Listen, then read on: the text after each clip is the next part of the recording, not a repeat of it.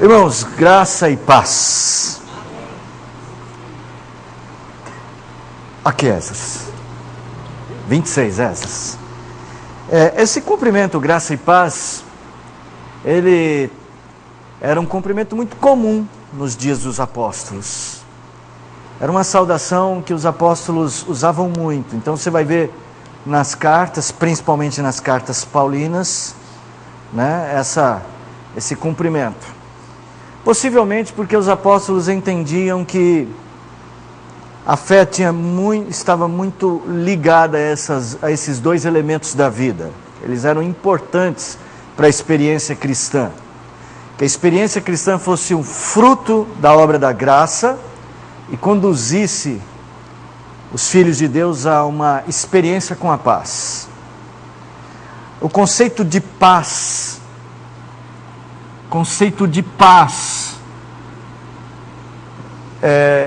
a gente às vezes usa certas palavras, e eu uso muito certas palavras, e uso essas palavras para fortalecer o argumento de muitas formas, e muitas vezes. Assim, o conceito de paz é fundamental, dizer isto, o conceito de paz é fundamental na Bíblia. Ou seja, essa palavra fundamental, dizer que um conceito é fundamental, é que ele é muito importante. Ele é um dos aspectos do ensino da palavra de Deus que nós precisamos conhecer e conhecer muito bem. O conceito de paz tem a ver com o conceito de harmonia. O objetivo da criação é o shalom, paz. Shalom Adonai, a paz do Senhor, né? Então assim, o conceito de paz é o conceito primordial, no sentido de que Deus criou o mundo para viver em paz. Paz é um sentido muito mais amplo, não é ausência de guerra, não é só tranquilidade, é harmonia, é o conceito de funcionamento harmônico de todas as coisas. As coisas foram feitas para funcionarem direito, harmonicamente. Ou seja, Deus criou tudo bom, e Ele viu que tudo era muito bom. A estrutura criada, Deus criou as coisas, e elas são perfeitas. Elas todas, funcionando bem, nos levam a uma situação de paz, ao desfrute da paz. Gente, é um conceito, esse conceito da paz,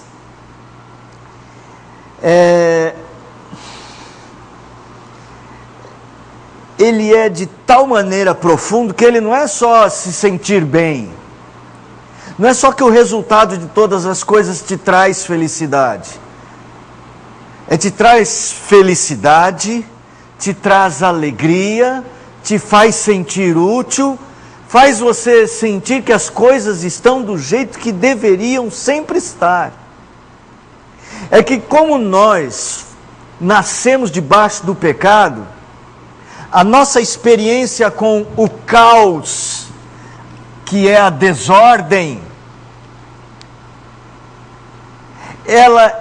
essa experiência é muito profunda no nosso coração. Tanto é que quando a gente fala de paz, a gente sempre parte do princípio de que paz é trazer tranquilidade no meio do caos.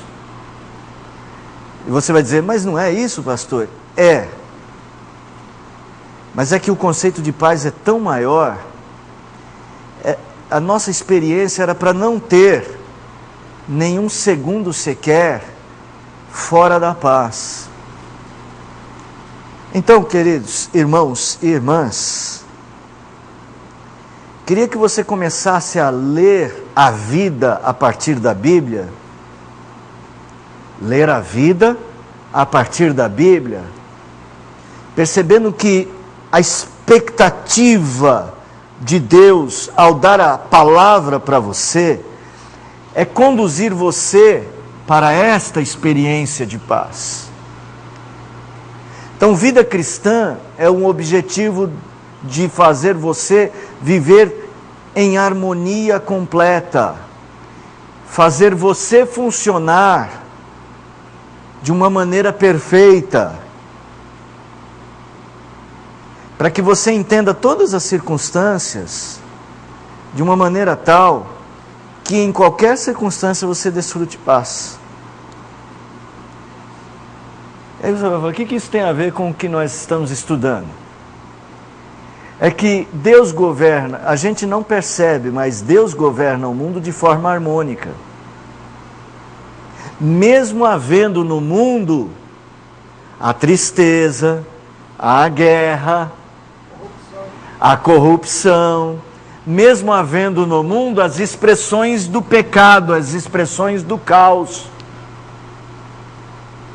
Deus governa o mundo para a paz, e Ele governa perfeitamente, até mesmo em meio ao caos. E o que a gente precisa é desenvolver a capacidade mental, aquilo que lá atrás nos nossos estudos nós chamamos de inteligência redencional. Desenvolver uma maneira de pensar que a gente enxergue esse governo perfeito de Deus.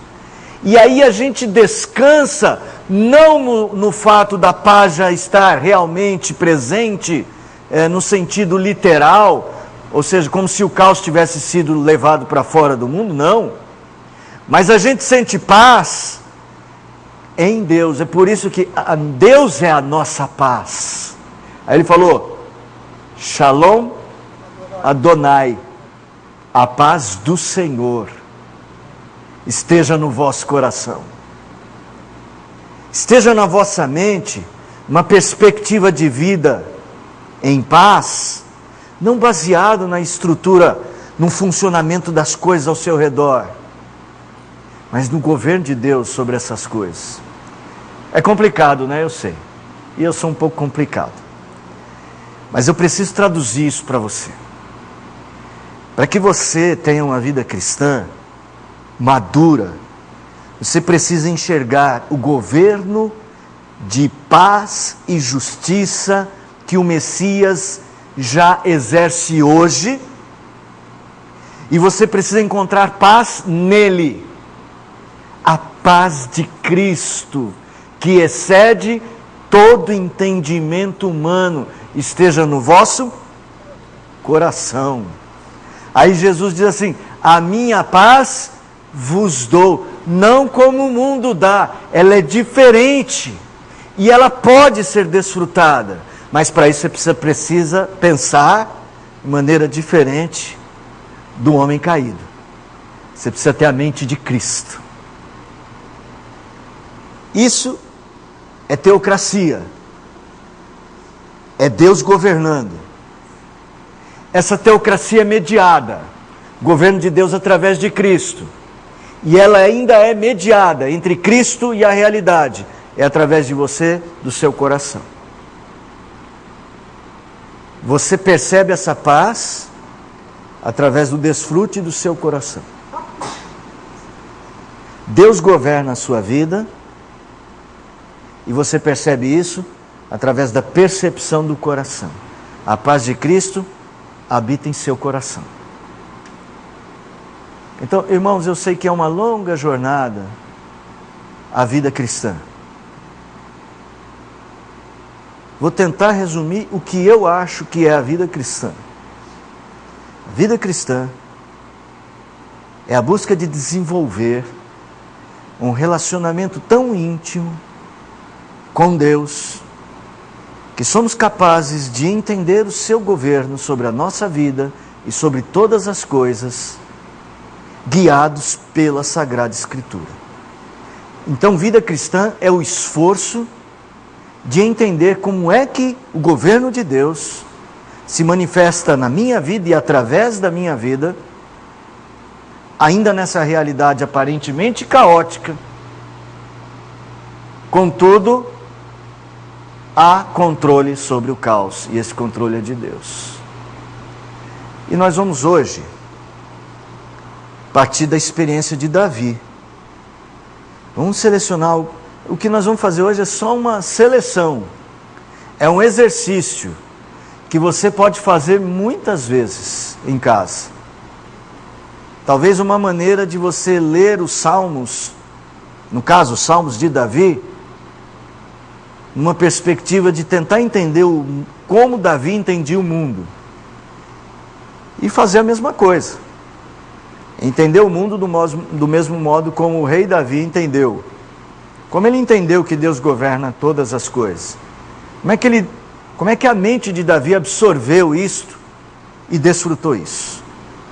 Vamos cantar juntos esse hino tão tradicional e tão gravado na nossa alma, né? Grandioso és tu. Não está gravado na alma evangélica, principalmente do evangélico mais tradicional, que a gente canta muito esses hinos. Este hino grandioso és tu. Existem alguns hinos muito tradicionais que vão gravando na alma. Um deles é Tu és fiel, é ou não é? Para os presbiterianos independentes, viu, irmão? Como é que é? Um pendão real. Um pendão real. Grandioso és tu. É o hino que vai marcando a nossa alma. Pense que você vai dizer para Deus que, apesar de ver tantas coisas, a conclusão que você chega de tudo que você vê é: grandioso és tu.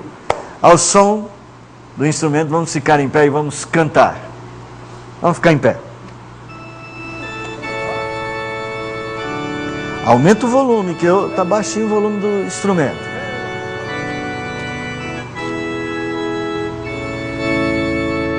Senhor meu Deus, quando eu maravilhado os grandes feitos vejo da tua mão, estrelas, mundos e trovões rolando, a proclamar teu nome na amplidão. Canta minha alma então a ti, Senhor, grandioso és tu, grandioso és tu.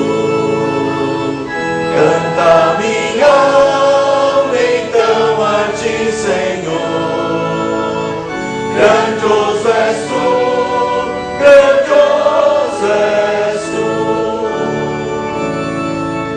Quando atravesso bosques e florestas, ouvindo a brisa, pássaros cantar, ou vejo além montanhas altaneiras, o teu poder e glória proclamar.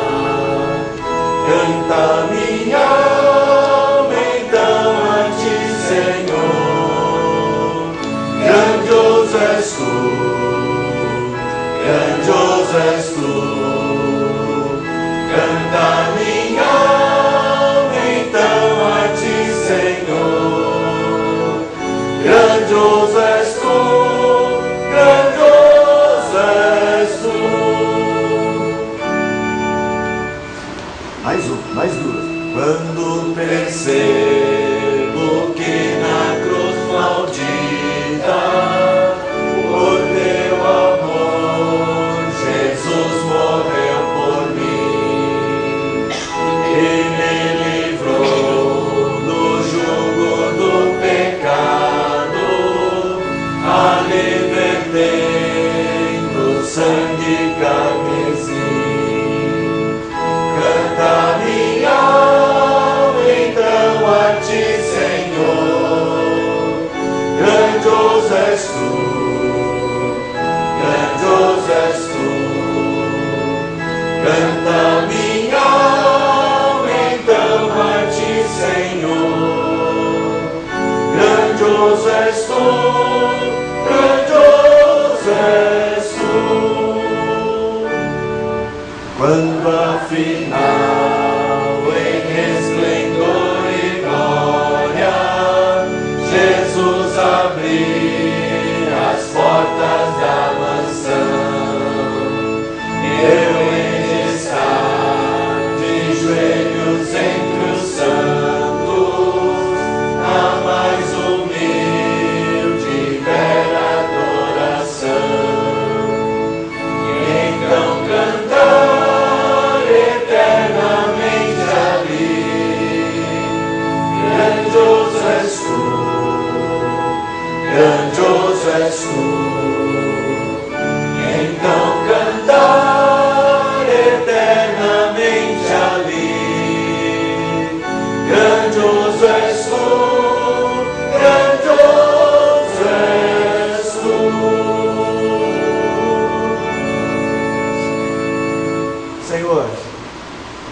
precisamos da percepção certa, do entendimento correto, das inclinações boas que Teu Espírito põe em nós, para aprendermos a ver a vida, Senhor, de uma maneira superior,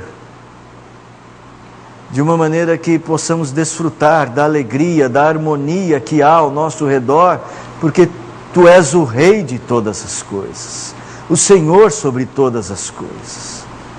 Conceda-nos Tua graça para meditarmos através do exemplo de como Davi enxergou a vida.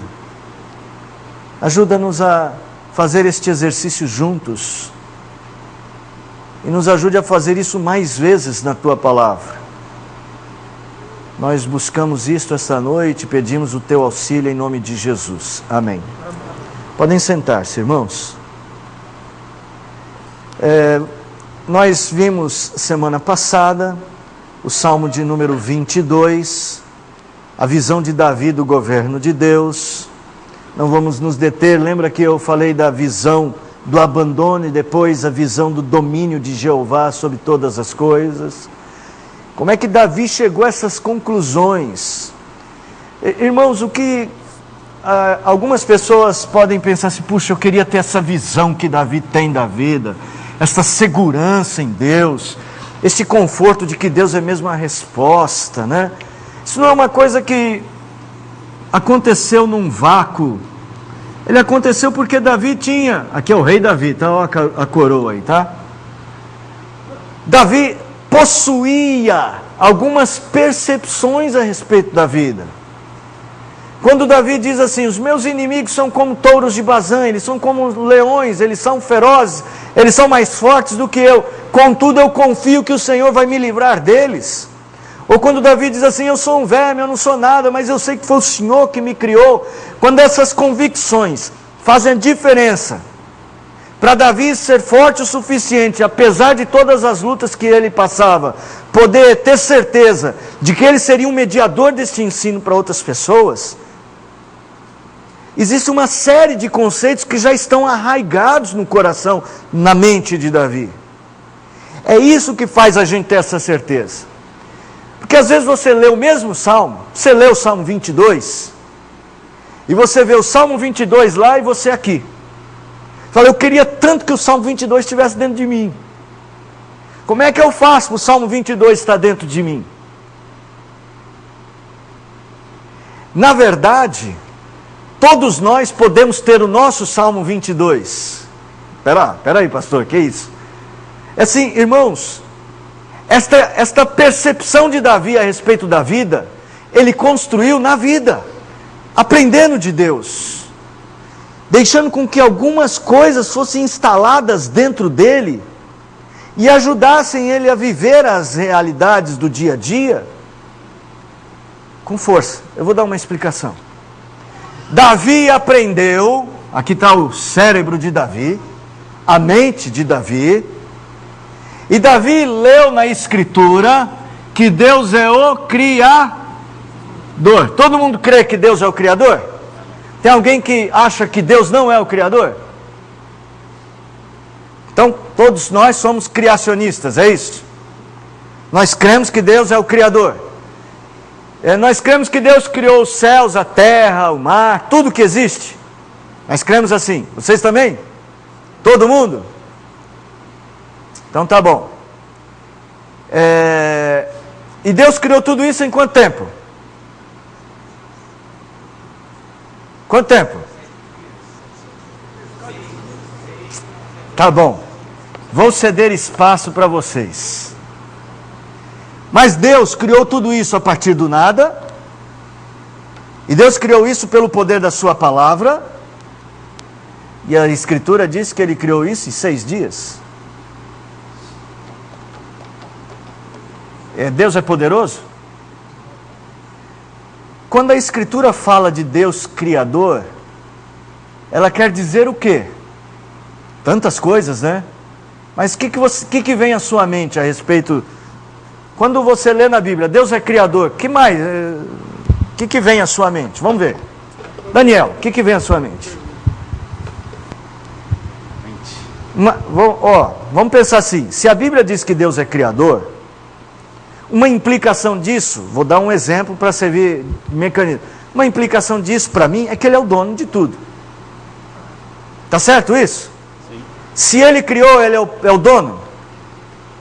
A Bíblia diz, do Senhor é a terra, o mar, né? Como é que diz o Salmo 24 lá, gente? O mar e todos os que nela habitam. Então Ele é o dono. Então para mim uma implicação de dizer que Deus é o Criador, Deus é o dono. Fala uma implicação para você, não vale copiar a minha. Não, tudo bem. Ele é o grande pai de tudo. O grande pai de tudo, e a Bíblia fala isso. Porque é o Criador. Malaquias, acho que é Malaquias, vai dizer assim, não temos nós todos o mesmo pai? Falando de Deus como um pai de toda a humanidade, não é no mesmo sentido salvador, tá? Lembra que deu-lhes o poder de serem feitos filhos de Deus, é uma outra relação, que Malaquias está dizendo assim, Ele é o pai de toda a humanidade, no sentido que Ele é a origem. Muito boa implicação. Mais alguém? Levanta a mão aí. Olha lá, o Caio. Deixa eu abaixar o volume do meu celular, que senão ele vai tocar para nós aqui. Vai lá, pode falar, Caio. Eu entendo que Deus, como Criador, Ele conhece o que Ele criou.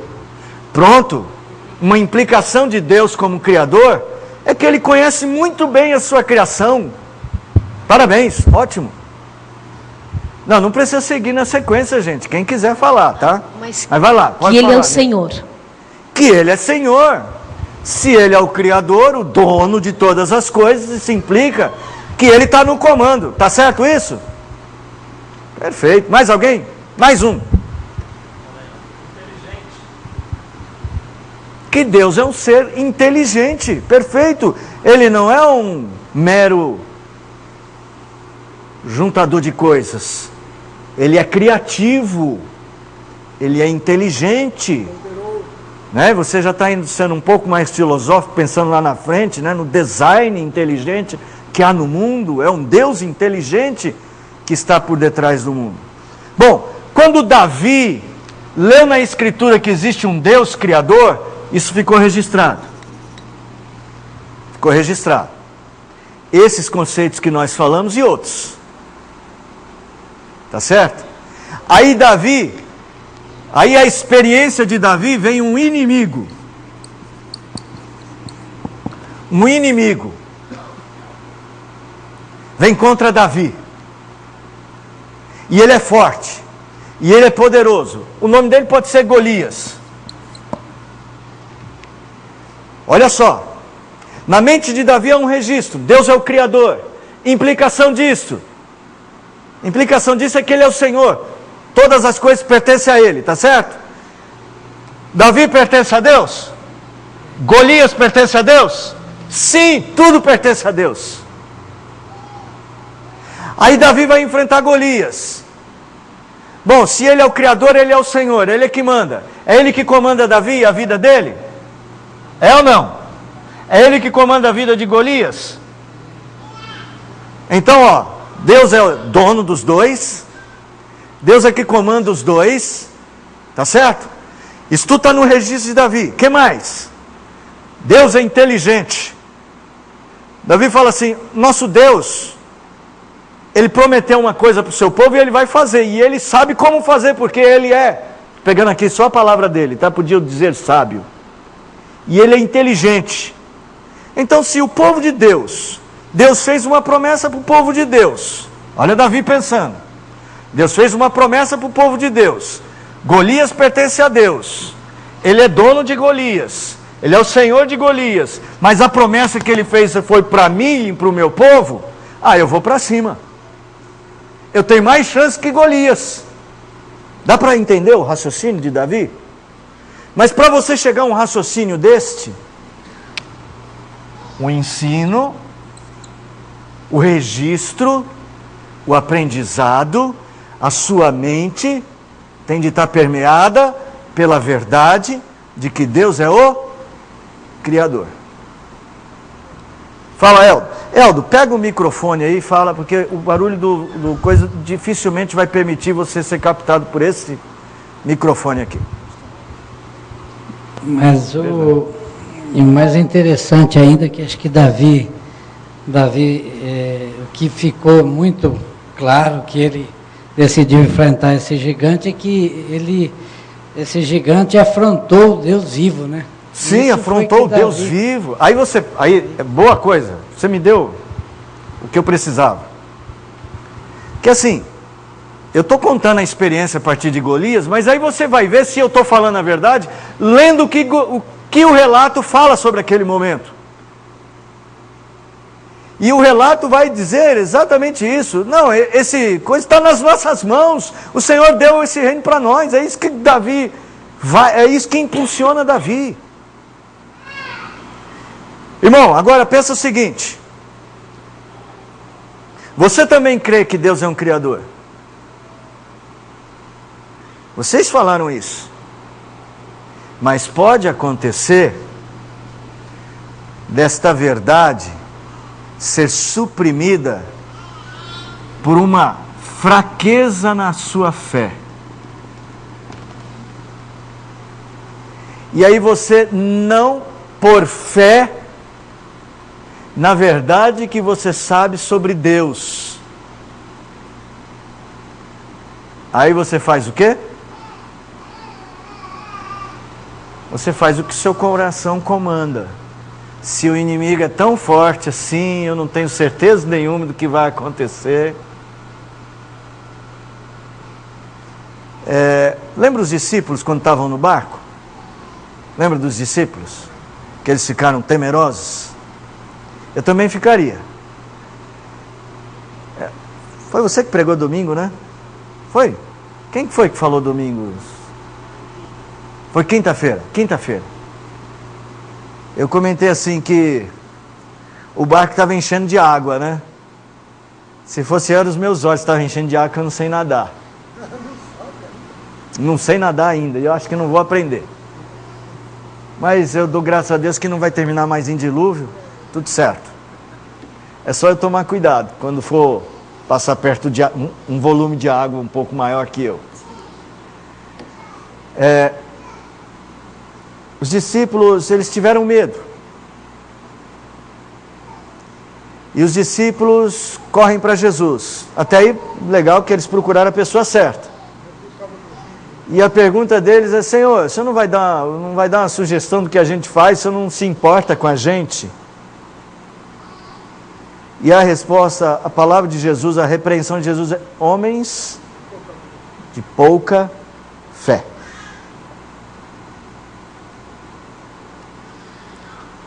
E depois, a pergunta que eles fazem é uma pergunta que tem a ver com isso aqui. Isso assim: nós precisamos saber mais deste homem. Quem é este que até o vento e o mar lhe obedecem?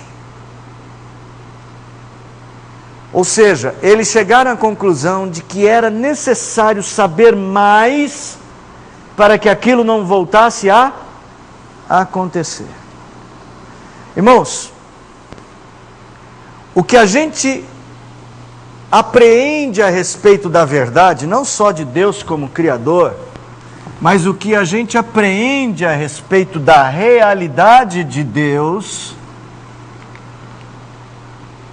da realidade de quem somos nós e da realidade do mundo, vai transformar a nossa mente e vai ajudar a nossa mente a equacionar como viver em paz em meio ao caos. Vai ser um mecanismo que vai ser automático. E o bom é que seja automático. Você não precisa que o pastor fale: lembra que Deus é forte? Você lembrará que Deus é forte. E o que eu quero fazer essa noite com os irmãos aqui, se a gente conseguir ir até o final? Se eu falar menos e praticar mais, trabalhar mais. É fazer isso aqui, ó. Abordagem, dá para ler? Abordagem da construção da visão de mundo do rei Davi, a partir de alguns dos seus salmos. É assim: nós vamos até os salmos, vamos ver como é que o mundo de Davi estava construído na sua mente, a partir dos salmos que ele escreveu. Os salmos eram as poesias, as canções de Davi. Lá, ele cantou a sua fé. Algumas vezes ele cantou as suas angústias. Mas sempre que ele cantava as suas angústias, ele cantava as suas angústias, os seus medos, a partir da sua visão a respeito da realidade, de si mesmo, de Deus, do mundo que o cercava. O mundo de Davi era um mundo muito diferente do nosso. A realidade de Davi era uma realidade de inimigos, de guerras. A realidade de Davi era uma realidade em construção, um reino em construção. Ele era um conquistador. Ele era um expansionista, ele tinha uma responsabilidade, ele era o rei. Gente, isso aqui faz uma diferença danada, ele tinha uma função muito importante no contexto de Israel. Então este homem precisava de uma visão de mundo que o ajudasse a viver neste contexto de guerras, sendo o principal agente do reino nesse contexto. Então vou comparar Davi a você. A você, Daniel. Você é pai de família, não é isso? Parabéns. Mas significa que naquele contexto, você é o líder de um reino.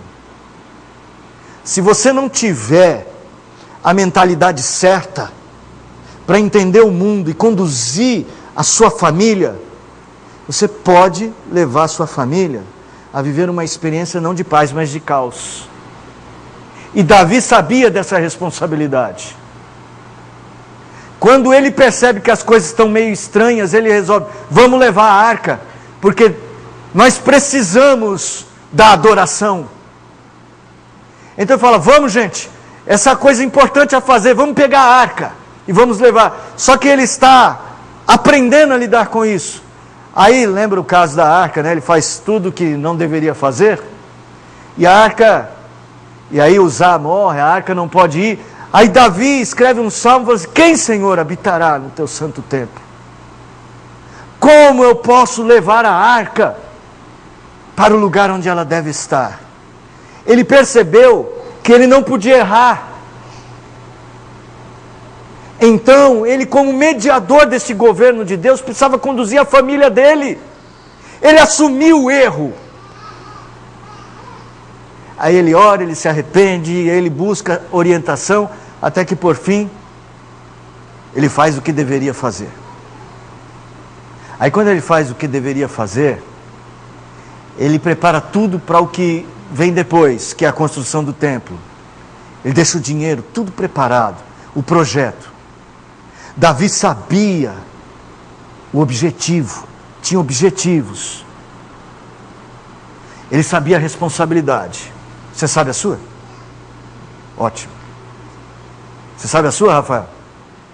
Vocês que são jovens casados, estão casados há pouco tempo, aproveita. Vocês errarem menos que nós. E vocês que não estão casados, aproveitem para se preparar. Por isso que é importante escolher a pessoa certa. Por isso que é importante pensar, desde já, responsavelmente para as responsabilidades. Responsavelmente para as responsabilidades, ficou feio, né? Responsavelmente para os deveres que temos adiante de nós. Ok? Então nós vamos fazer essa abordagem dos Salmos. Vai ser bem simples. Eu vou dar alguns exemplos. Existem outros, não vou dizer milhares, mas pelo menos centenas deles existem. Não vamos abordar todos os salmos de Davi. Vamos abordar apenas alguns. E o que eu quero que você faça é que de repente você está lendo um salmo de Davi, conhece o contexto da história dele, e você vai falar, nossa, aqui Davi está mostrando uma visão de mundo assim. Você consiga identificar depois nas suas leituras. Tudo bem? Alguma pergunta até aqui? Estou indo rápido demais? Pode? Eu comecei a falar de paz. Pega o microfone. Osias, não é isso? Osias, pega o microfone. O senhor começou a falar de paz. Você não ligou o microfone para ele, né, Eldo? Eu vou te contar, Eldo. É porque aparece na internet, senão os irmãos não conseguem ouvir. O senhor começou a falar de paz. Verdade. Se eu estiver errado, o senhor me já corrige. Não, pode ficar à vontade. Por exemplo, assim, eu acredito que todo cristão verdadeiro tem a paz de Cristo. Tem. Só que às vezes nós não entendemos, por isso a gente chora bastante na vida. Então está ligado a isso que o senhor falou ali no cérebro do rei, que ele não teve uma sábia compreensão da criação, das coisas de Deus. Certo. Mas isto é real até hoje, Não 2016. Não tenha dúvida. Eu me lembrei do texto de Gênesis capítulo 1, que é claro que o escritor ele começa explicando e depois ele repete e vai explicar desde o primeiro dia. Mas lá logo no início fala que Deus fez, e Deus, a gente sabe que Deus, tudo que ele fez era bom. Isso. Só que ela diz que a terra estava sem forma e vazia, e havia trevas. Exato. Mesmo o Espírito Santo estando sobre a sua criação, Certo. estava em trevas. E às vezes a gente vive nessa, assim, vamos dizer, nessa trevas, porque a gente às vezes não tem sábia compreensão de quem é Deus, do que Deus tem feito. Então por isso que a gente vive muitas vezes chorando e não desfrutando da paz. Você usou a palavra certa, desfrutar. Gente, eu tenho uma conta que não é numa offshore, não é na Suíça, que tem R$1 milhão. Só que eu não sei. E a minha conta, que eu sei que eu tenho, está negativa. Eu vivo em paz? Não. Por quê? Nem você que é meu amigo está em paz. Por que não? Porque eu tenho o que eu preciso para resolver o meu caos, só que eu não desfruto do que eu tenho. É exatamente isto, Osias, o que acontece conosco em Cristo. Somos filhos de Deus e temos tudo para viver harmonicamente. Só que o pecado obscurece isso, a fraqueza da nossa fé agora, e a gente não desfruta. Por isso que o nosso catecismo diz que nosso objetivo final é glorificar a Deus e gozar dele para sempre. Gozar no sentido de desfrutar, se alegrar em Deus, né? Então, você tem toda a razão. Só que Davi percebeu isso. Quando Davi estava numa fase muito angustiosa, ele pede a Deus para trazer de volta a paz, né? A alegria da salvação. Vamos lá. Salmo de número 19, verso 1. Uma pessoa lê, um homem lê, e uma mulher, Salmo 8, 1.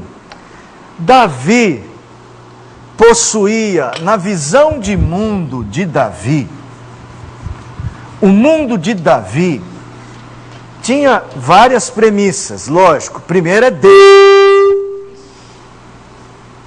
Senhor, é a trombeta, né? A primeira era Deus, lógico. Davi sabia que Deus era criador. Não estou pondo essa. Existe o Salmo 124 para provar isso.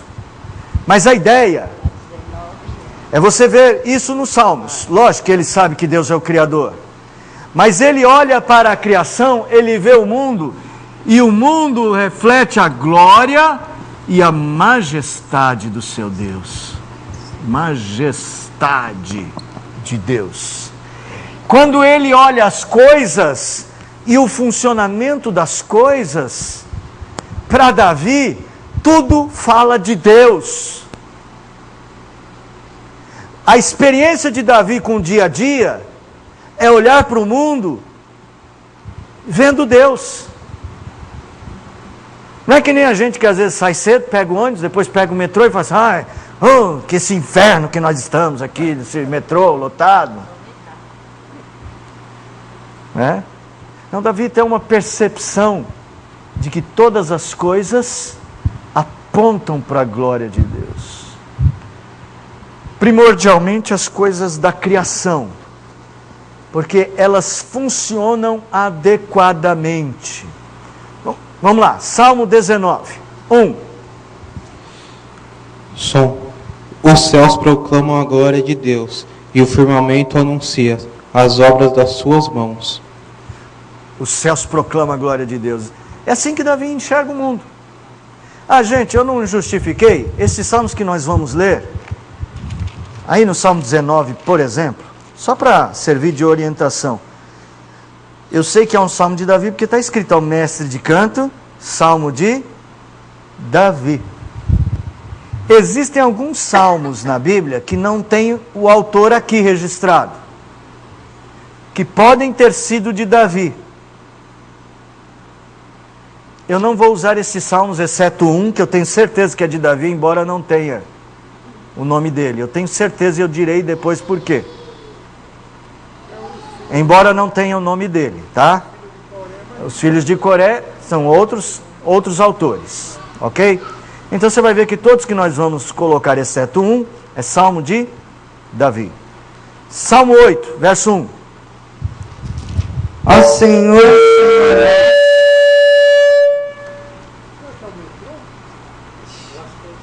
quão magnífico em toda a terra é o teu nome, pois expuseste nos céus a tua majestade. Olha só.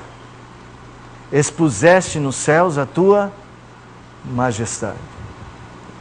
Esse salmo aqui é lindo, né? Você sabe aquela descrição, né? Quando ele olha para os céus, quando ele contempla os astros, as estrelas. É lógico, a experiência de Davi é a experiência rural praticamente, né? Apesar dele morar numa grande cidade, Jerusalém, lembra, grande cidade não significa São Paulo, com seus prédios, sua poluição, né? Dava para ver as estrelas e vê-las muito bem. E Davi, tanto quando ele vê o sol e a lua, quanto ele olha para as estrelas, ele vê a glória de Deus, ele vê a majestade de Deus.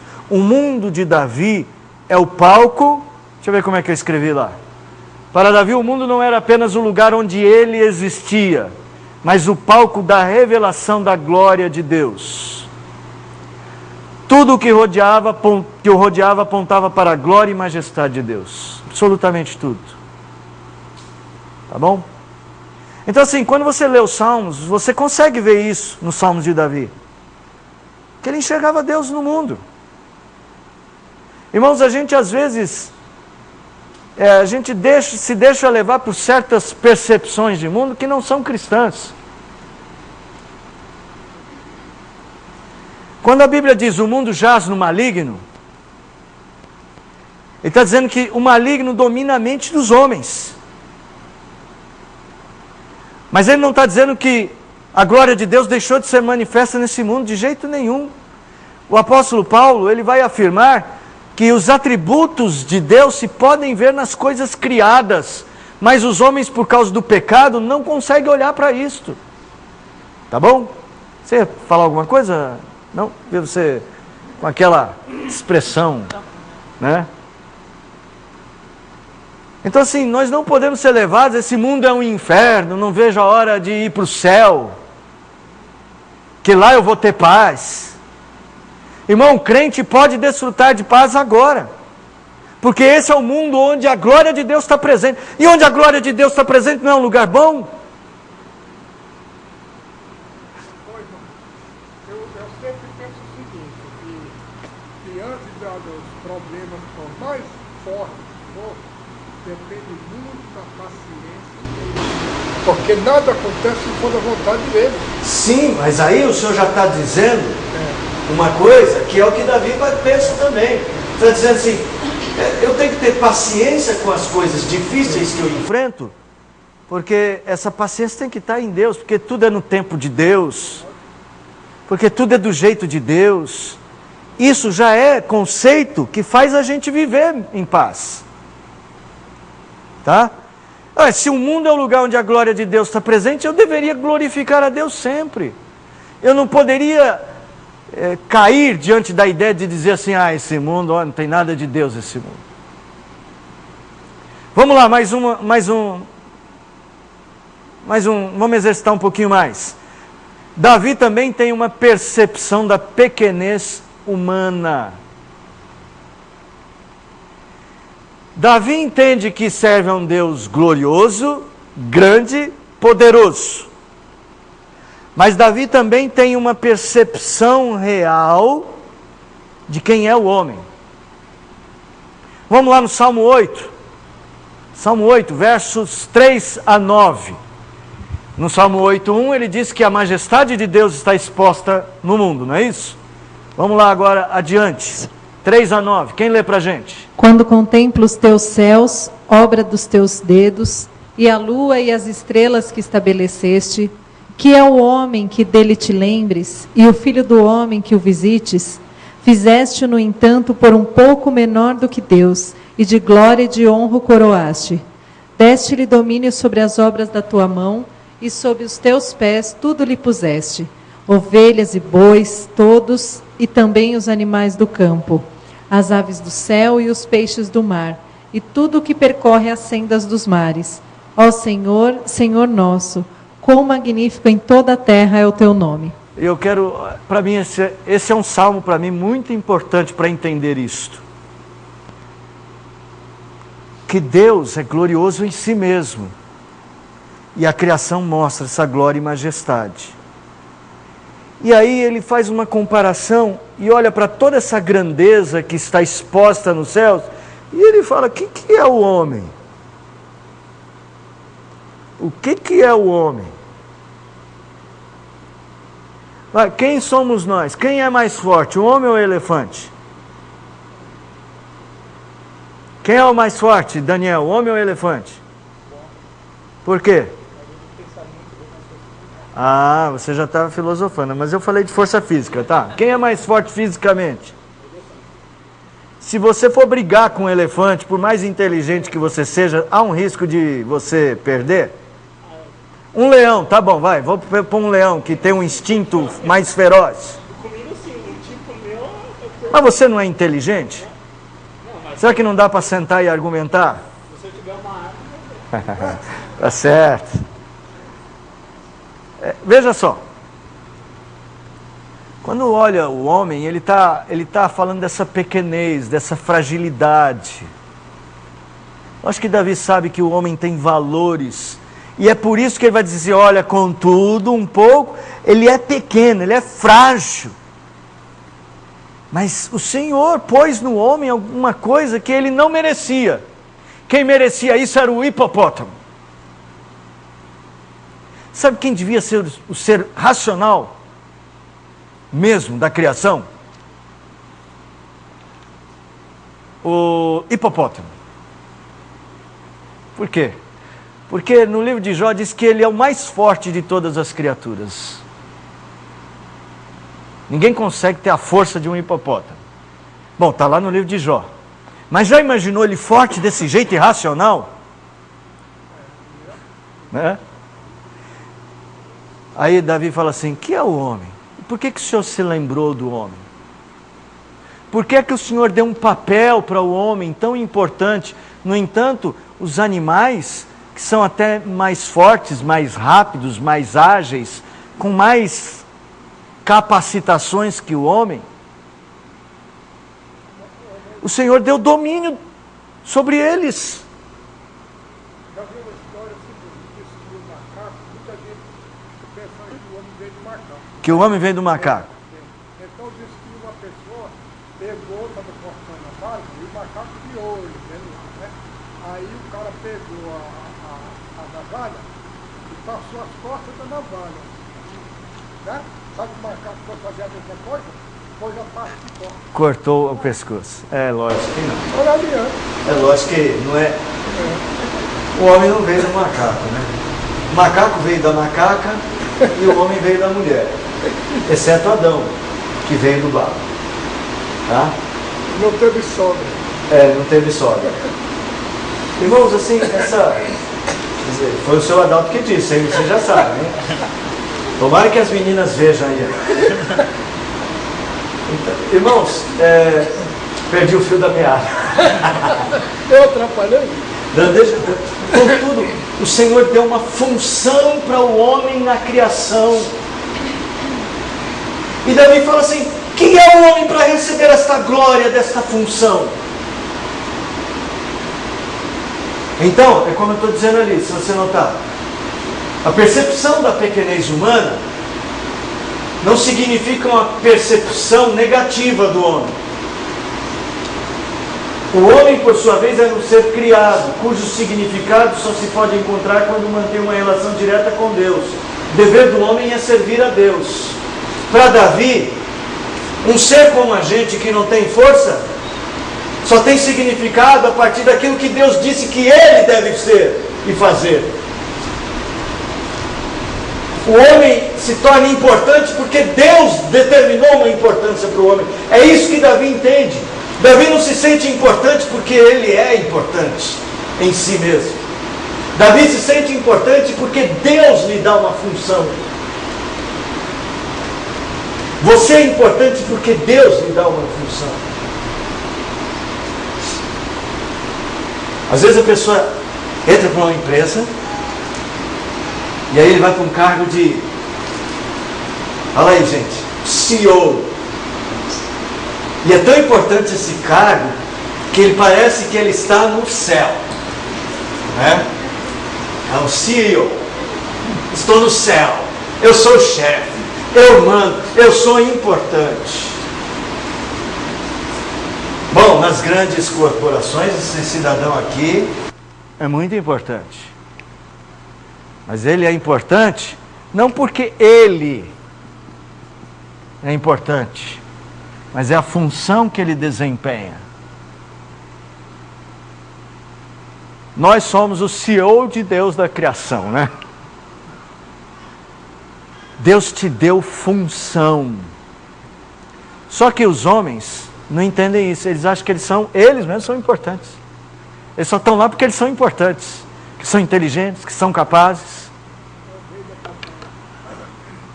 Deus não deu aos homens inteligentes a condição de domínio sobre a criação. Deus deu aos homens. A qualificação não era ser inteligente, era ser homem, criado à imagem e semelhança de Deus. Davi percebia isso.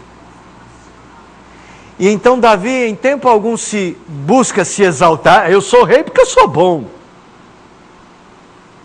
Mas também ele não fala assim, eu não presto para nada. Eu não entendo por que o Senhor me deu essa importância. Mas eu te louvo porque o Senhor me deu essa importância. E aí o final do Salmo. Como é que diz o último versículo do Salmo? Ó Senhor, Senhor nosso, quão magnífico em toda a terra é o seu nome. É assim que é o final do Salmo. Olha que coisa interessante. Ele diz, o Senhor é magnífico, o Senhor é majestoso, o Senhor expôs nos céus a tua magnitude e magnificência e majestade. O que é o homem? Por que o Senhor criou uma estrutura em que ele aparece com uma função? Aí depois que Davi vê tudo isto, ele fala, Senhor, agora que eu entendi, agora eu percebo que o teu nome é magnífico também porque o Senhor abençoou o homem com essa função. Veja, não é mais só porque a glória de Deus está nos céus, a glória de Deus está no que nós somos. Então quando você faz o que Deus determinou para você fazer, e você funciona do jeito de Deus, você mostra que existe um majestoso Deus magnífico sobre toda a terra. Por isso que Jesus vai dizer, para que vejam as vossas boas obras e glorifiquem a Deus. Tá? Bom, servir a Deus é um objetivo do homem. Salmo 29, 1 e 2, um irmão lê, e outro Salmo 39, versos 4 a 6. 29, 1 e 2. 39, 4 a 6.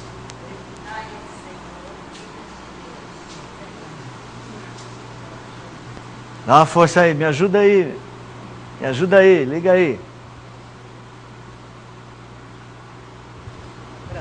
Tributai ao Senhor, filhos de Deus. Tributai ao Senhor glória e força. Tributai ao Senhor a glória devida ao seu nome. Adorai ao Senhor na beleza da tua santidade.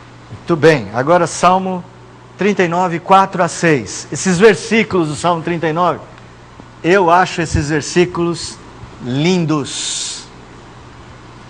Dá-me a conhecer, Senhor, o meu fim e qual a soma dos meus dias, para que eu reconheça a minha fragilidade. Deste aos meus dias cumprimento de alguns palmos. A tua presença, o prazo da minha vida é nada. Na verdade, todo homem, por mais firme que esteja, é pura vaidade. Com efeito, passa o homem como uma sombra. Em vão se inquieta, amontoa tesouros, e não sabe a quem levará. Puxa, que reconhecimento. Isso é uma percepção que Davi tem da limitação de sua vida. Gente, estamos falando do rei. Teoricamente, o homem mais rico do seu reino. Teoricamente, o homem mais poderoso de todo o reino. Um dos mais poderosos de todo o Oriente Médio. Alguém que deveria ter uma visão de si mesmo, assim, deveria não. Alguém que poderia desenvolver uma visão assim meio triunfalista de si mesmo. Ele não perde a percepção da pequenez. Essa percepção nos ajuda a não sermos arrogantes, a não vivermos achando que Deus tem que fazer o que a gente manda. Por isso que Jesus fala que veio para os humildes. Para os humildes,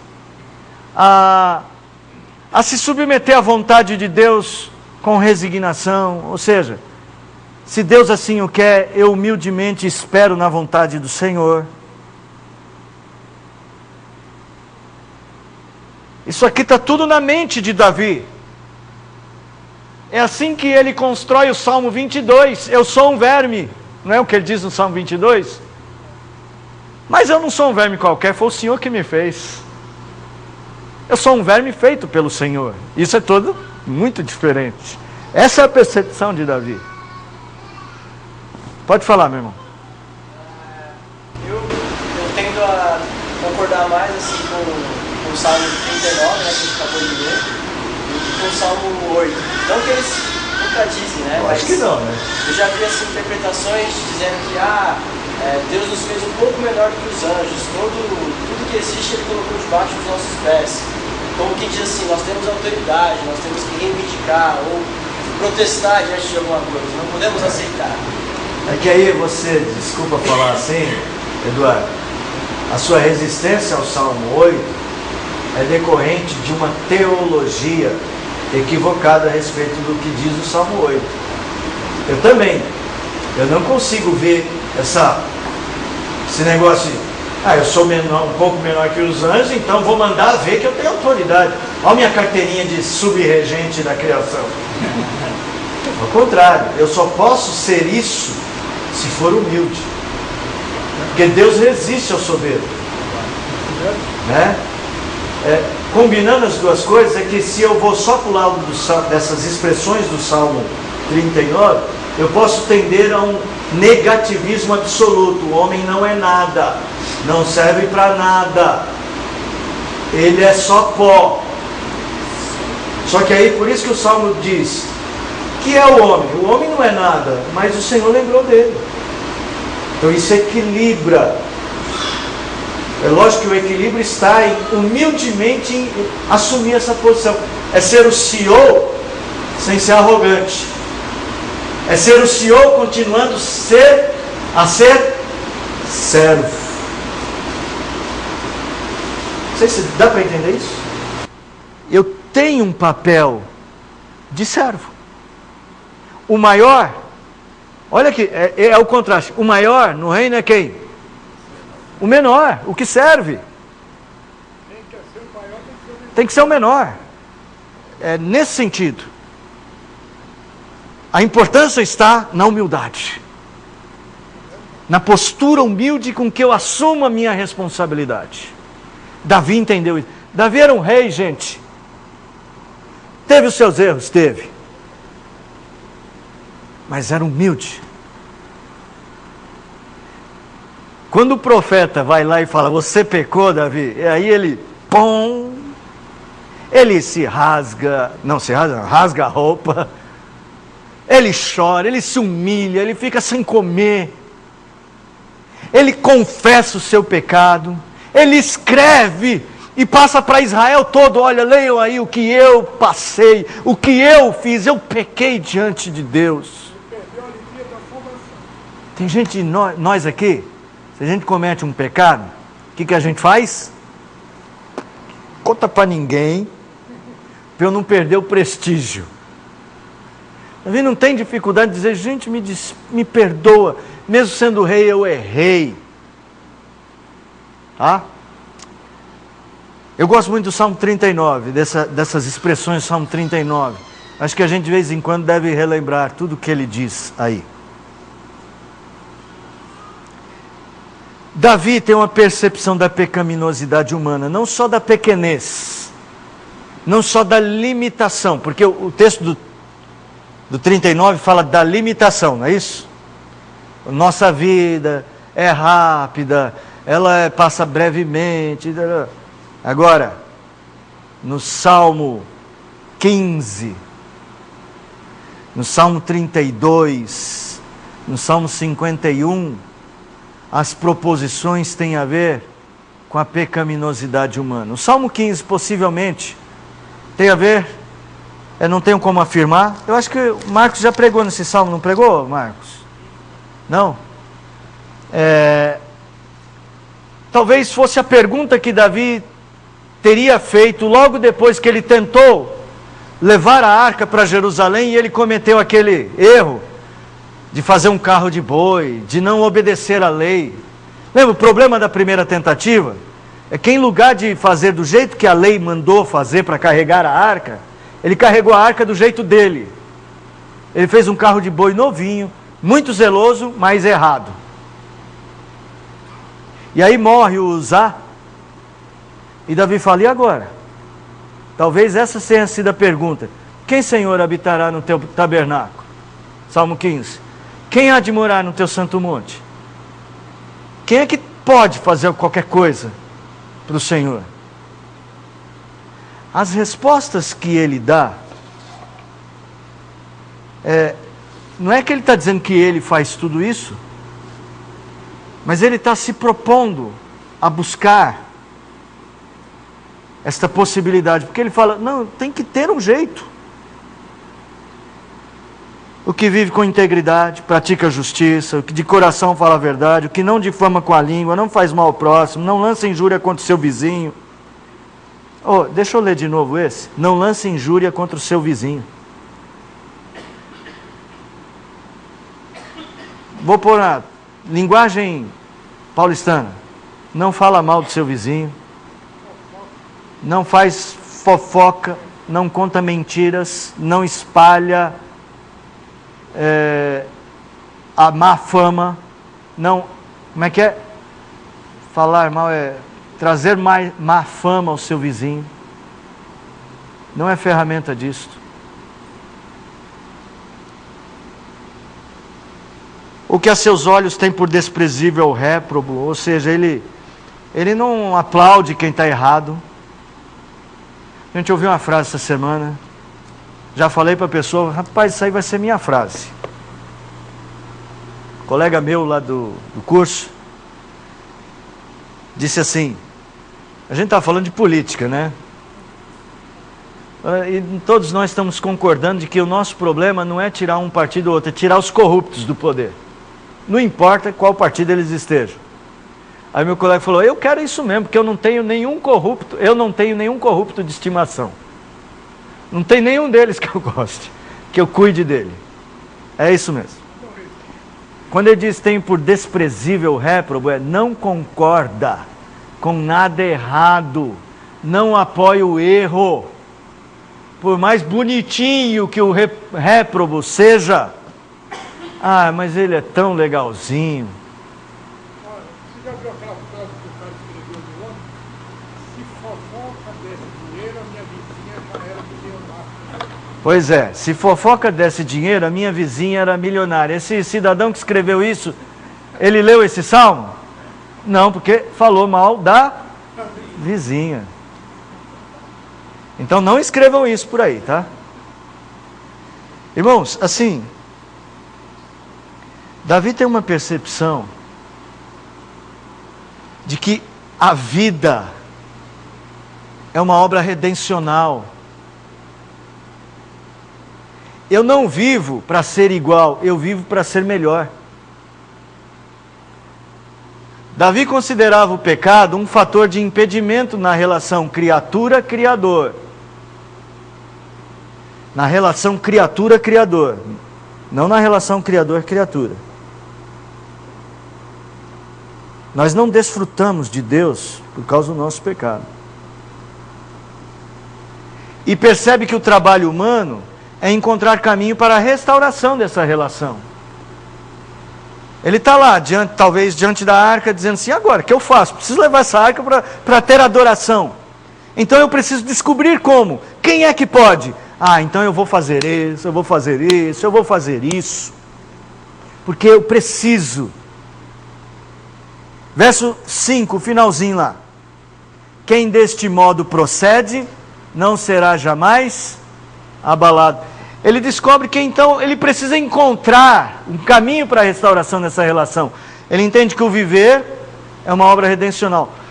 Davi olha para a realidade e fala, o meu pecado, eu tenho que lutar contra ele. Porque eu vivo para viver mais próximo de Deus, para minha existência ser mais próxima de Deus. Isso está lá na mente de Davi, sendo guardado, devia estar na nossa. Nós não vivemos para ganhar dinheiro, nós não vivemos para vir na igreja, nós não vivemos para comprar roupa, nós não vivemos para gastar no shopping, nós não vivemos para comer, nós vivemos para Deus. E viver, o ato de viver, é a busca de estar mais perto de Deus a cada dia. Para isso você deve usar todas as coisas do seu dia a dia, o seu trabalho, sua comida, tudo tem que te aproximar de Deus. Essa é a implicação do que Davi está dizendo. Vamos ver sobre o pecado? Vamos ver só o Salmo 32 é bem conhecido, né? Vamos ver o 51, que é mais longo. 51, Salmo 51. No Salmo 51,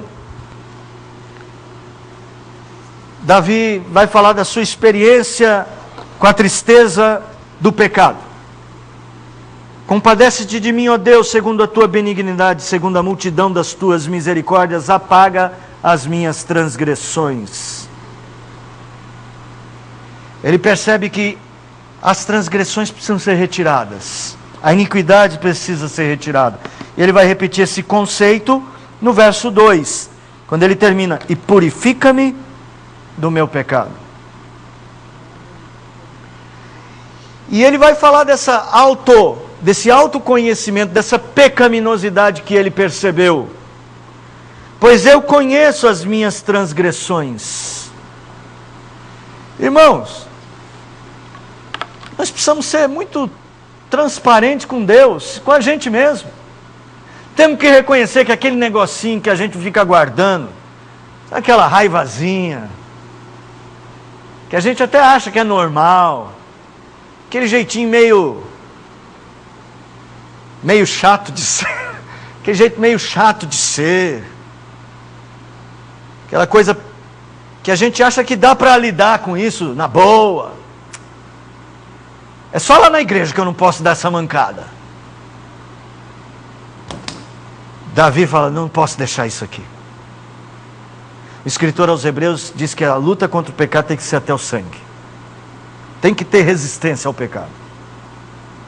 Não guarde o seu pecado de estimação. Ô, pecadinho. Gente, nós vivemos, eu vou falar, não vou me deter nisso, mas por causa da internet, existem alguns pecados ocultos. Mas veja, não é o ocultos do Salmo 32, não. O oculto do Salmo 32 eu entendo que é aquele pecado que eu posso estar cometendo que eu não tenho ainda consciência. Pecado oculto das pessoas, a pornografia, por exemplo.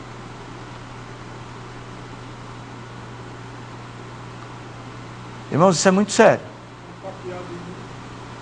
Ou o pecado que a gente guarda só pra gente. Por quê? Porque o viver é lutar para se aproximar de Deus. E estas coisas identificou Davi. E deve estar no nosso não é inconsciente, é no nosso coração mais profundo. Tem de estar o registro de que o pecaminosidade atrapalha a nossa relação com Deus.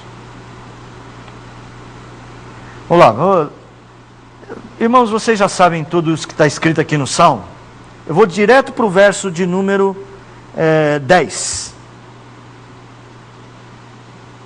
Davi entende que a vida é restaurar, é redenção. Viver é um viver redencional. Cria em mim, ó Deus, um coração puro. Renova dentro em mim um espírito inabalável. Não me repulses da tua presença. Não me retires o teu Santo Espírito. Restitui-me a alegria da salvação. Sustenta-me com um espírito voluntário. Eu preciso ser diferente. Era assim que Davi enxergava a vida dele. Semana que vem, se conseguirmos, teremos uma visão de alguns erros de Davi e como ele lidou com o próprio erro.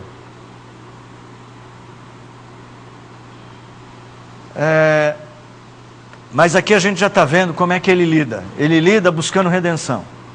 Ele reconhece o pecado e ele fala: eu não vou ficar nessa, eu quero ser melhor.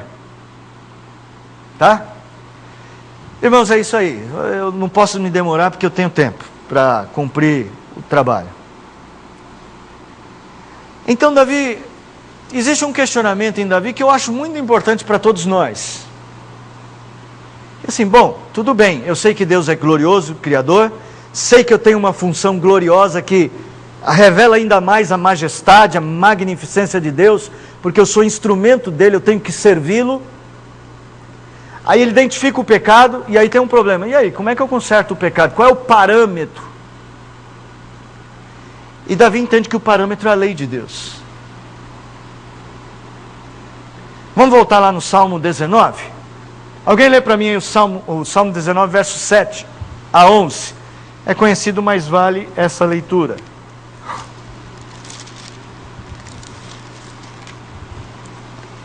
A lei do Senhor é perfeita e refrigera a alma.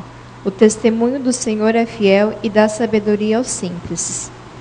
Os preceitos do Senhor são retos e alegram o coração. O mandamento do Senhor é puro e alumia os olhos.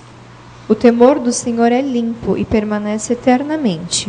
Os juízos do Senhor são verdadeiros e justos juntamente. Mais desejáveis são do que o ouro, sim, do que muito ouro fino, e mais doces do que o mel e o licor dos favos. Também por eles é admoestado o teu servo, e em os guardar a grande recompensa. Olha aqui, ele fala assim, bom, existe uma estrutura perfeita. Os céus proclamam a glória de Deus, tudo anuncia a obra das suas mãos, fala de Deus, é uma estrutura perfeita. Mas aí ele precisa pensar no homem pecador. E quando ele pensa no homem pecador, ele fala, a estrutura perfeita para o homem pecador é viver segundo a lei de Deus. Como o homem pecador pode agir de forma tão perfeita quanto o sol e a lua, que fazem o seu papel perfeitamente? Como eu posso fazer o meu papel perfeitamente e viver em harmonia criacional? A lei de Deus é perfeita. Em observar os estatutos a bem-aventurança, a alegria, a coisas positivas. Então Davi identifica a lei de Deus como uma ferramenta de organização da vida. Lembra a vida redencional? Mas ela não é... como é que eu faço isso para viver redencionalmente, para viver buscando a melhora? Preciso de um parâmetro. Para Davi o parâmetro é a lei. O Salmo 37 é muito conhecido de todos nós, só os primeiros versículos. Porque no Salmo 37 ele diz assim: descansa no Senhor, espera nele. Confia no Senhor e faz o bem. Agrada-te do Senhor, entrega o teu caminho ao Senhor. É muito bom, né? Então o Salmo 37 é um salmo da busca da harmonia, da paz. Mas o justo tem a intercorrência da vida. A vida é atribulada para o justo. E é o que ele vai tratar no Salmo de número 37. Só que aí ele define a vida do justo. Eu separei aqui os versos 28 em diante. Olha só como é que ele trabalha os versos 28. Pois o Senhor ama a justiça, não desampara os seus santos. Serão preservados para sempre, mas a descendência dos ímpios será exterminada. Lembra o negócio do Salmo 1? Bem-aventurado o homem, os ímpios não são assim, são porém como a palha que o vento dispersa, porque o Senhor conhece o caminho do justo, mas o caminho do ímpio perecerá. Está repetindo o conceito. Deus conhece o justo, Deus ama a justiça, quem anda na retidão, mas o caminho dos ímpios, o ímpio será exterminado. Os justos herdarão a terra, nela habitarão para sempre. A boca do justo profere a sabedoria, sua língua fala o que é justo. Opa, que bom! Mas como é que o justo chega a tudo isso? No coração tem ele a lei do seu Deus. Os seus passos não vacilarão. É a lei de Deus que faz isso. Irmãos, lá atrás, nos estudos, quando nós começamos a falar sobre governo teocrático, que Israel estava procurando um rei, nós vimos que Moisés já havia escrito que eles teriam um rei. E este rei tinha que ter uma cópia da lei só para ele ler todo dia, para fazer tudo de acordo com a lei de Deus, para ser um bom rei. Você é o rei lá do seu lar, tá? Então seja humilde, igual Davi, e seja justo. O que é ser um justo? É viver de acordo com a lei de Deus. Irmão, é isso que a gente precisa. Vamos adiante. Eu acho que tenho apenas mais isso aqui para dizer para os irmãos. Só a título de exemplo. Os infortúnios da vida. Como é que Davi enfrentava os inimigos, os infortúnios da vida? Os acontecimentos da existência não estão fora do domínio de Deus, nem são obra do mero acaso. Davi compreendia o seu papel didático e a necessidade de lidar com a vida a partir da confiança em Deus. As lutas têm um papel didático, até a disciplina de Deus. E Davi entendia. No Salmo 32, eu pequei contra ti, de modo que tu serás justo no teu falar e puro no teu agir. Se o Senhor quiser me destruir, pode. Se o Senhor quiser me disciplinar, pode. Porque eu sei que quando o Senhor fizer isso, o Senhor estará fazendo justiça. Em que sentido? Me trazendo para o reto caminho.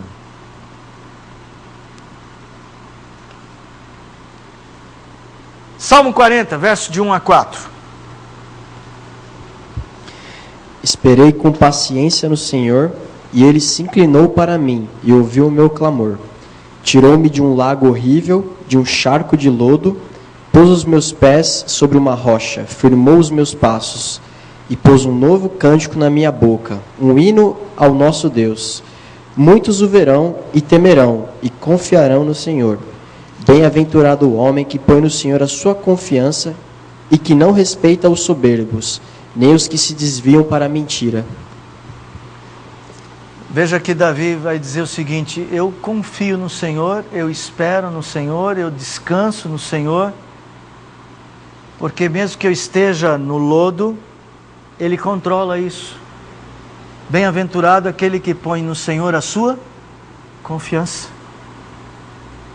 Os infortúnios da vida devem ser colocados na nossa confiança.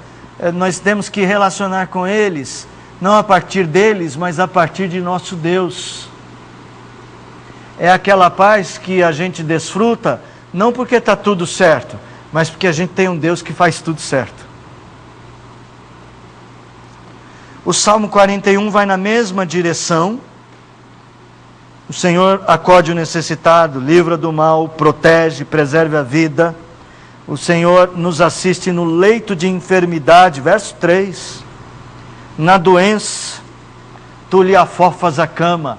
Aquela oração que você ouve muito, Senhor, afofa o leito de enfermidade, é baseado nesse salmo. Você achou que era uma oração baseada na meiguice das pessoas, né? Afofa o leito de enfermidade, Senhor. Eu estou falando isso porque essa é a minha experiência. Por muito tempo eu achava essa palavra assim tão... muito fofa, né? Afofa o leito de enfermidade, Senhor. Até que eu descobri que era bíblica. Aí eu falei, o Senhor é tão fofo. O Senhor afofa o leito de enfermidade. Olha o Salmo 63.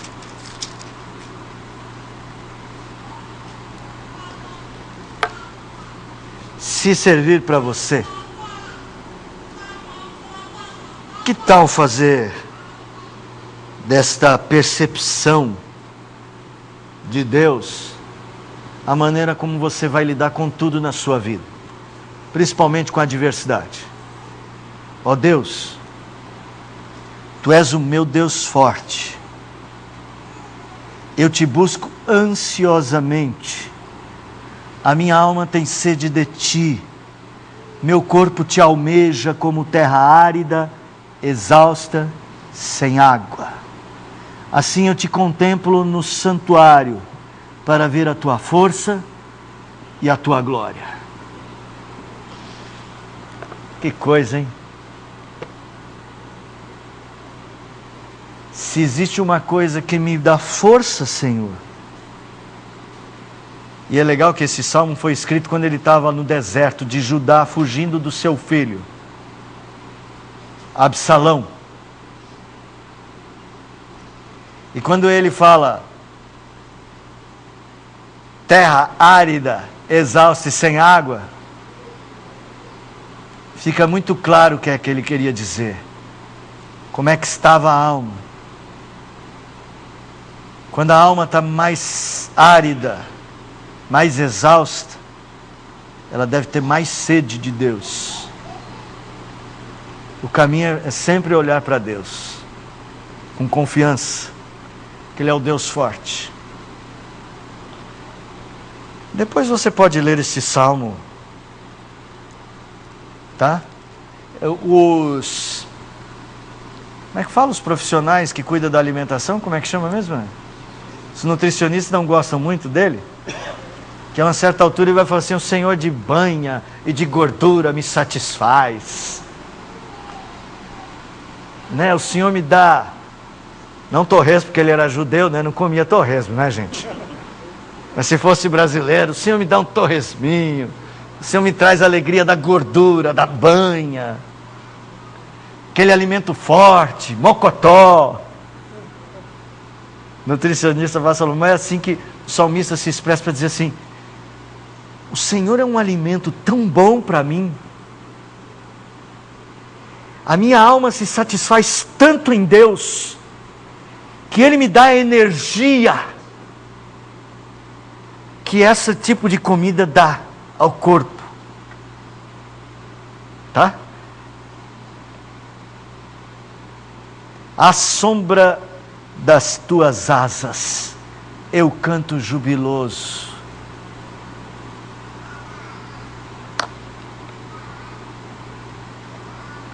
A minha alma apega-se a ti, a tua destra me ampara.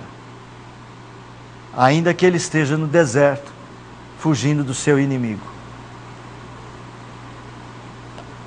Ele não precisa estar longe do deserto para se sentir em paz. No deserto, Deus é a paz dele. Irmãos, o que nós fizemos aqui hoje? Nós fizemos um exercício de ler textos de Davi e entender o mundo de Davi, como é que Davi pensava o seu mundo. E eu quero que você leia outros salmos de Davi e você vai identificar outras coisas. Você vai ler e vai falar, olha, aqui Davi está entendendo o mundo assim. Aqui Davi está entendendo o mundo assado, né? Aqui Davi está entendendo o mundo do ponto de vista de que Deus controla tudo. Aqui Davi está entendendo o mundo do ponto de vista da responsabilidade que ele tem neste mundo. Aqui Davi está entendendo o ponto de vista, o mundo a partir do ponto de vista de que Deus controla os seus problemas. Aqui de uma outra forma, de uma outra forma, de uma outra forma. E para que isso é importante? Porque você tem que lembrar que essa palavra não é apenas a palavra a respeito de Davi. É a palavra de Deus que Davi entende que é a lei que alimenta a nossa segurança. Então essa palavra tem que fazer parte. Como diz o Salmo 119, guardo no coração a tua palavra para não pecar contra ti. Irmão, nós precisamos amadurecer com a palavra. A palavra vai nos mostrar principalmente que Deus governa. A coisa mais importante a aprender é esta. E voltando para o Salmo 22, quando Davi fala, Deus governa a minha vida, ele está pronto para dizer, eu vou ensinar para os outros que Deus governa a vida dos outros. Você é o rei lá no seu lar. E vocês aí nas suas esferas. Quando você entender o governo de Deus para a sua vida, você estará pronto para dizer à sua esposa, à sua filha, Deus governa a nossa vida. Você vai ensinar para elas. E esse é o nosso papel. É ensinar uns aos outros que Deus é o Senhor. Irmãos, por hoje é só. Chega, né? É muita coisa, né? Muita informação. Quero agradecer a visita do Osias, que já está um visitante assim, bem presente, né, Osias? Que Deus abençoe muito a sua vida. Obrigado por vir, tá bom? Quem sabe vocês possam fazer uma lição de casa, voluntária, fazer o seguinte, vai para casa, encontra um outro salmo de Davi, e diga assim para você mesmo, pega lá um versículo ou dois, e encontre ali de que jeito Davi vê a vida naquele salmo. E traz para a gente ver se você chegou a uma conclusão boa. Vamos discutir. Está aí que aí uma lição de casa voluntária. Aí na próxima semana você traz e rapidamente você fala para nós, olha, eu li o salmo tal, os versículos tais, e ali eu percebi que Davi enxergava o mundo assim. Que tal? Topam? Tudo bem? Alguma pergunta para a gente encerrar? Não? Vamos ficar em pé para uma oração? Pastor Marcos, por favor, venha à frente aqui para orar por nós. Microfone para o pastor.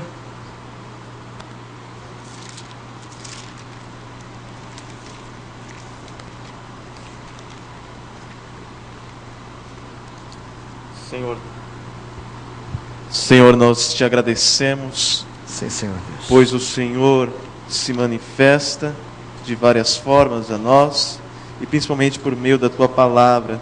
O Senhor nos mostra os teus preceitos, o teu querer, para que nós possamos olhar a vida pela perspectiva tua, ó Deus. Muitas vezes somos assolados pelas tempestades, pelas circunstâncias adversas, pelos problemas, e nos esquecemos que, acima de tudo, o Senhor reina, que o Senhor é um Deus que traz ordem ao caos.